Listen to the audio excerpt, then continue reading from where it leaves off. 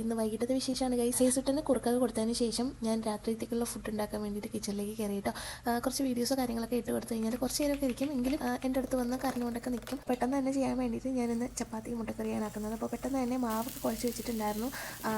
ചൂടുവെള്ളത്തിലാണ് കേട്ടോ മാവ് കുഴച്ചത്. അതിന് ശേഷം മുട്ട റോസ്റ്റിന് വേണ്ടിയിട്ടുള്ള മുട്ടയൊക്കെ വേവിച്ച് ഉള്ളിയൊക്കെ അരിഞ്ഞെടുത്ത് പെട്ടെന്ന് തന്നെ മുട്ട റോസ്റ്റാക്കി ചപ്പാത്തിയൊക്കെ ചുറ്റുന്ന സമയത്ത് ആൾ താഴെ വന്ന് കരയുന്നുണ്ടായിരുന്നു. അങ്ങനെ വന്ന് നിൽക്കുമ്പോൾ എനിക്ക് ഭയങ്കര വിഷമമാണ്. അപ്പോൾ കുറച്ച് നേരമൊക്കെ എടുത്തൊന്ന് കളിപ്പിച്ച് എന്തെങ്കിലുമൊക്കെ കയ്യിലെടുത്ത് കൊടുക്കും. ചിലപ്പോൾ സ്പൂണായിരിക്കും, അല്ലെങ്കിൽ എന്തെങ്കിലും കഴിക്കാനായിട്ട് അവൻ്റെ നട്ട്സോ കാര്യങ്ങളോ എന്തെങ്കിലുമൊക്കെ കയ്യിലെടുത്ത് കൊടുക്കും. ഈസുട്ടൻ്റെ മൂഡ് അനുസരിച്ചിട്ടാണ് ഞാൻ എന്ത് കുക്ക് ചെയ്യണമെന്നുള്ളത് ആലോചിക്കുന്നത്. നല്ല മൂഡാണെന്നുണ്ടെങ്കിൽ എന്തെങ്കിലുമൊക്കെ കുറച്ചുകൂടി ടൈം എടുത്തിട്ട് ഉണ്ടാക്കുന്നതൊക്കെ ഉണ്ടാക്കും.